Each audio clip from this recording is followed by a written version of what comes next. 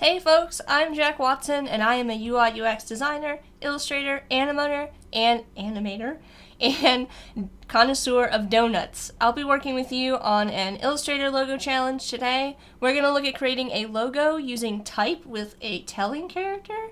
First, you'll need to check right below me and the video in the description. That's where we've got links to your starter file as well as links to other challenges and our Discord communities. After you download and open the starter file in Illustrator, you'll see an artboard over here, and a box here with some resources. And today I've got this little t-shirt mock-up, this fun t-shirt mock-up down here if you want to. It's yours to use, but if you want to use it later to put your logo on a t-shirt. Today we're going to be working on a logo that uses telling characters. In your resources, I got fonts at adobe.com, but I also have Michael Evamy's logo book, and I will pop over to my camera so you can see. I've got it on my desk here. What that looks like. So this is Michael Evamy's book, the logo book. I think the full title is actually Logo, the Reference Guide to Symbols and Logo Types. If you turn it over, it's got sections it's divided up into. These sections are for shapes, I think there's like shapes, letters, stacked logos, different arrangements.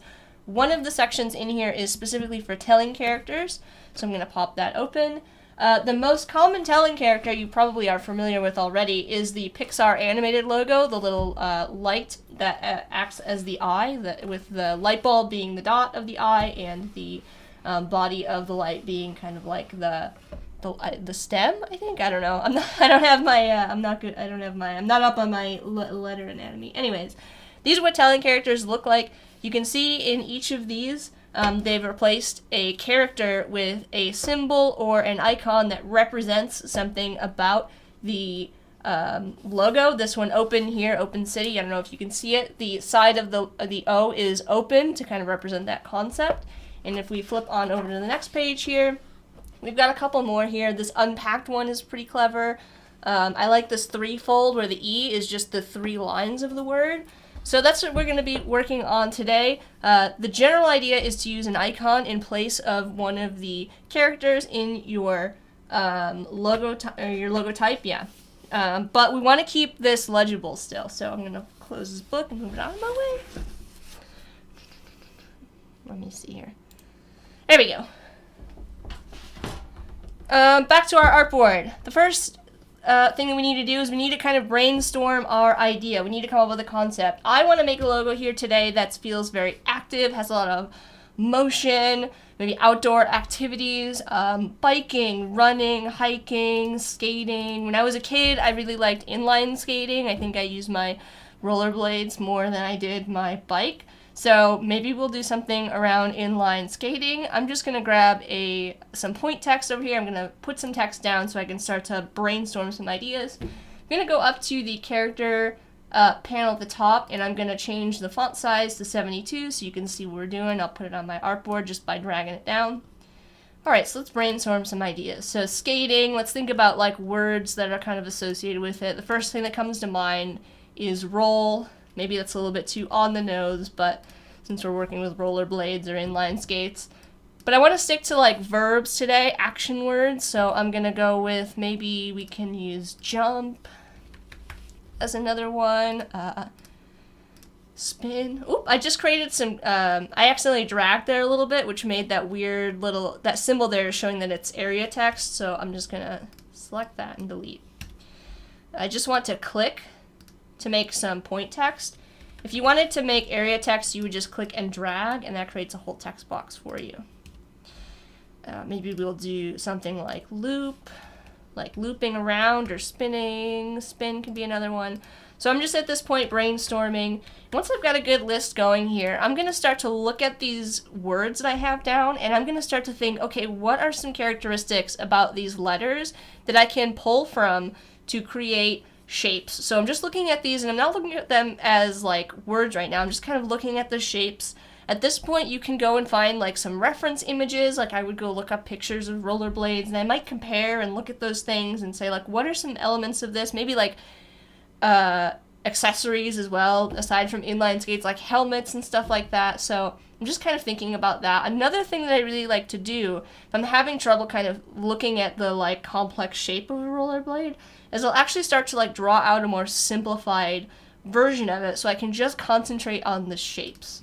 So I'm going to zoom in here and I'm going to switch to the pen tool. And I'm going to switch my fill and stroke over here so that I'm working with a line.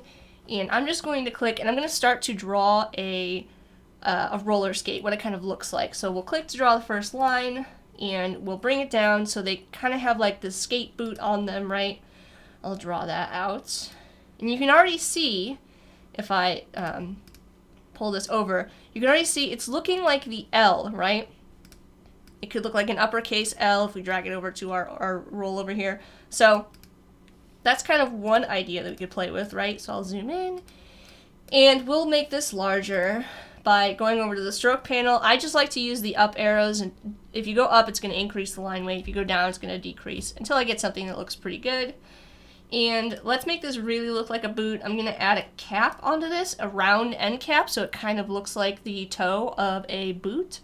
And we can also add a round corner back here so it kind of looks like where the heel would be.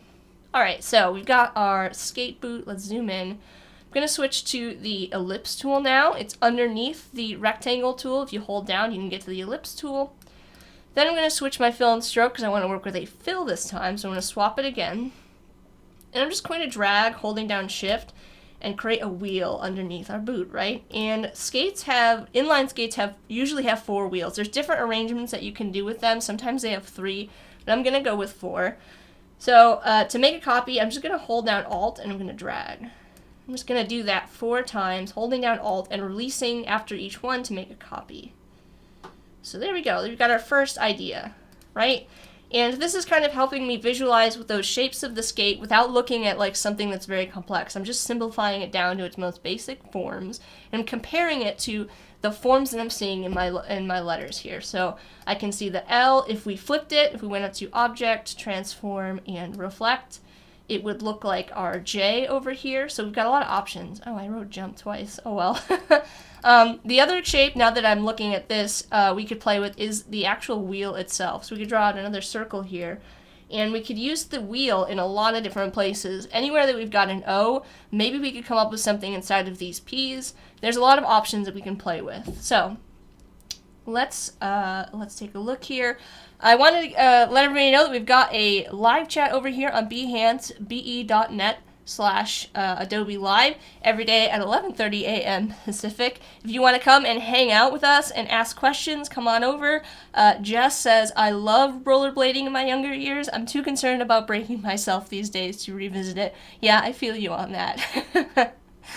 Anyways, let me know in the chat if you are a skater as well, or if you have any other ideas for our brand name, or if there's anyone in particular that you like. I think for now, I'm going to go with one of these that has the most options. So I could see us playing with, maybe we do a couple variations where we do one with the boot and we do one with the wheel. And either roll or loop is going to give us the most options. But I think I'm going to go with loop. So I'm going to zoom out here. I'm going to clean off my artboard by just selecting everything and kind of dragging it up here. Off the artboard, anything that's not on your artboard, anything that's not in this space is not going to export with your file. So I'm just dragging it off so I don't have to worry about it for now. Alright, so let's bring loop back in here, and this is what we want to play with. And I think it's time to take a look at some fonts.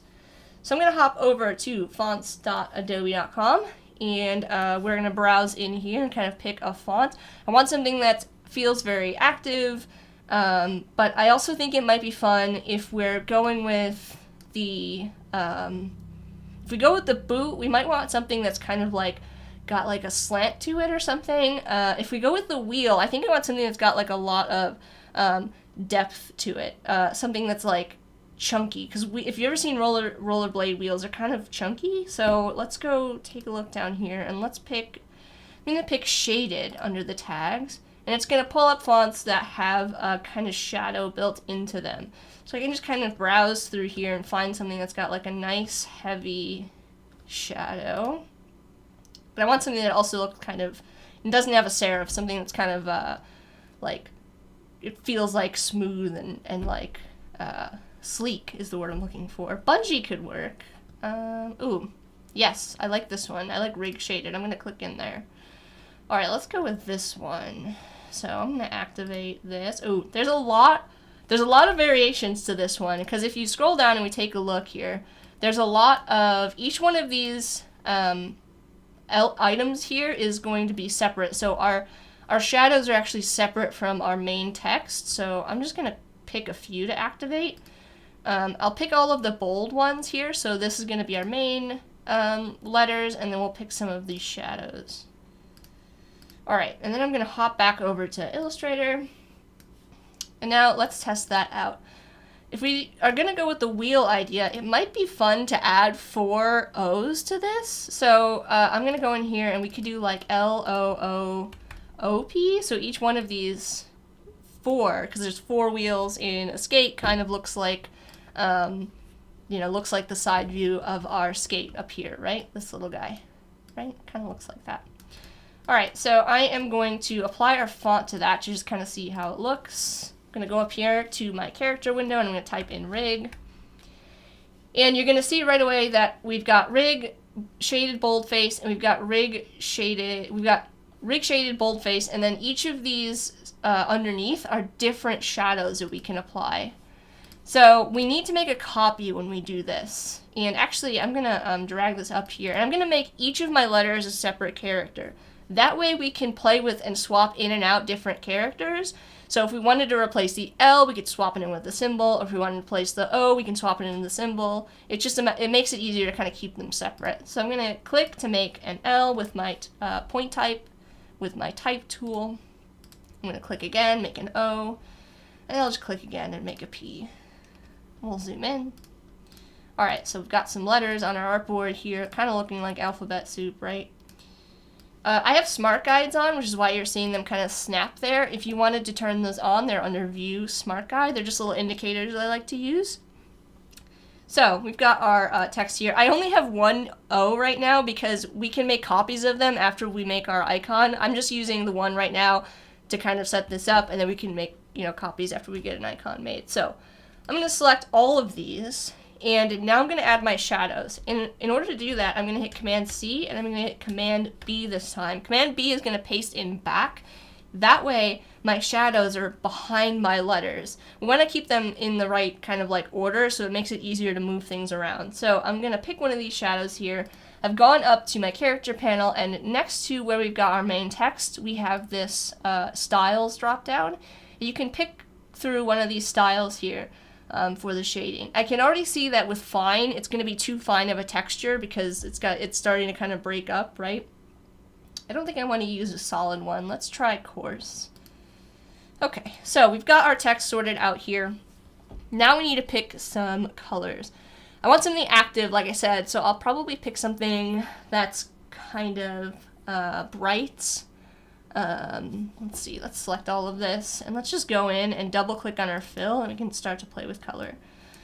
So I'm gonna pick maybe like a lime green, and this is gonna be our fill. So I'm gonna pick like a really vibrant green. Ooh, that's hard on the eyes. Okay, I'm gonna switch over to a stroke here. So I'm gonna bring my stroke to the front. We're going to add a stroke to this. So the stroke is going to help define our letters because it's going to go around each one of the individual characters. So let's go with like a, I don't know, like a medium-ish blue. Let's see how that looks. Ooh, that turned out cool, right?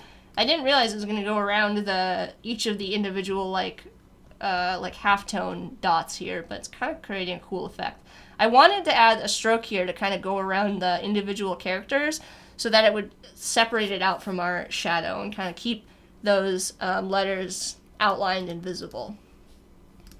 All right, so that is looking good.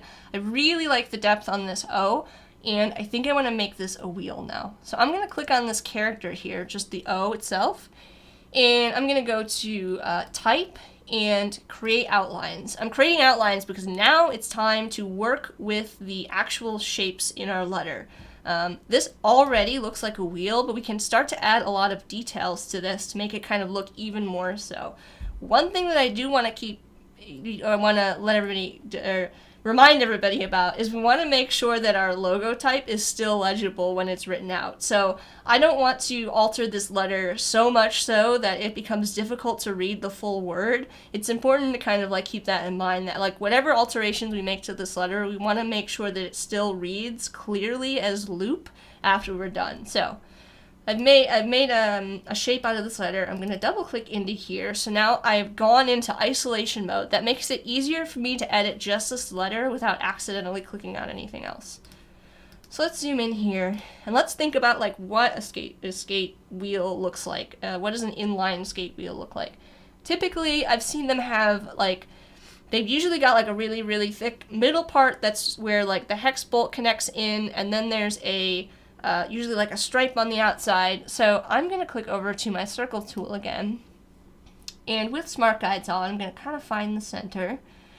And when I click on Shift and drag, it's going to constrain my circle. If I click on Shift and Alt as well and expand outward, it's going to drag out from the center instead of dragging off to the side, just holding down Shift. Holding down Shift and Alt is going to drag out from the center. Okay, there we go. Now we've got a line there, but we need to remove our fill. I'm going to go over to my fill here and click to bring it to the front. I'm actually going to open up my panels so you all can see them.